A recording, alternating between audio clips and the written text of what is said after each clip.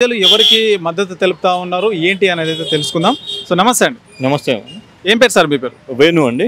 So ఇక్కడ ఉప ఎన్నిక అయితే జరుగుతూ ఉంది. సో ప్రధాన పార్టీలు అయినటువంటి అందరూ అయితే పోటీలో ఉన్నారు. సో ఇక్కడ ప్రజలు ఏమనుకుంటున్నారు, అసలు ఎవరికి ఓటేద్దాం అనుకుంటున్నారు, దాని గురించి చెప్పండి. మేము ఇక్కడ ప్రచారంలో భాగంగా బీజేపీ అభ్యర్థికి మంచి ఆదరణ లభిస్తూ ఉంది. ఇక్కడ వచ్చేసి లంకల ప్రదీప్ రెడ్డి గారికి మంచి మెజారిటీతో గెలిచే విధంగా ఉన్నది.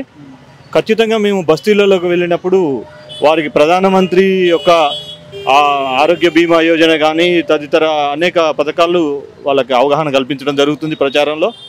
ఖచ్చితంగా మన స్పందన మాత్రం బాగుంది. అలాగే కాంగ్రెస్ పార్టీ ఇచ్చిన హామీలు కానీ నెరవేర్చడంలో విఫలమైంది. బీసీలలో కూడా వ్యతిరేకత మాకు కనపడింది.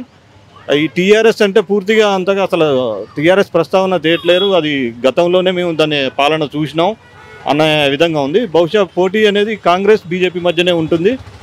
బీజేపీకి నాకు తెలిసి ఖచ్చితంగా బీజేపీ అభ్యర్థి విజయం సాధించే దిశగానే ఉన్నట్టు. సో ఇక్కడ కాన్సెన్స్లో ప్రధాన సమస్యలు ఏమున్నాయి సార్? అసలు ఎక్కువగా వర్షాభావ వచ్చినప్పుడు కానీ డ్రైనేజీ వ్యవస్థ అస్తవ్యస్తంగా ఉంది. అలాగే బస్తీలలో కనీస తాగునీటి వసతి కానీ ఇవన్నీ కూడా గత ప్రభుత్వం జిహెచ్ఎంసీలో కానీ ఇది కానీ రెండు పాలక ప్రభుత్వాలు కూడా విఫలమైనాయి. ప్రస్తుత ప్రభుత్వం కూడా నిర్లక్ష్యం వహిస్తూ ఉంది. కాబట్టి బీజేపీ వైపు మొగ్గు చూపుతున్నట్టుగానే కనపడుతుంది.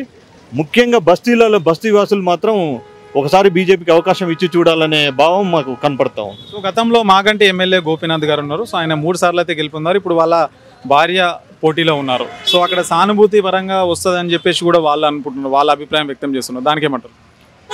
సానుభూతి అంటే ప్రజలు ముఖ్యంగా వాళ్ళ మౌలిక వసతులు కనీస అవసరాలు తీర్చే దానికి ప్రజలు ఎప్పుడు కూడా సుముఖత వ్యక్తం చేస్తారు. సానుభూతి అనేది కొంతమేరకు చూపించవచ్చేమో, కానీ ఇప్పుడు ఉన్న వ్యవస్థలో వాళ్ళు గతంలో ఆయన చేసిన పని విధానాన్ని కానీ ఆ పార్టీ పని విధానాన్ని చూస్తారు. కాబట్టి పార్టీ లోపాన్ని ముఖ్యంగా వాళ్ళు ఎత్తి చూపుతున్నట్టు కొడుతుంది.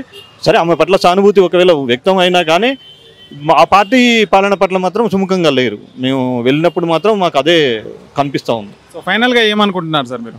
ఖచ్చితంగా లంకల దీపక్ రెడ్డి గారికి అవకాశం ఉంది. బీజేపీకి మొగ్గు ఉంది. ప్రయత్నం అలాగే ప్రచారంలో కూడా ముమ్మరంగా చాలామంది కూడా మేము వెళ్ళి కలుస్తాము.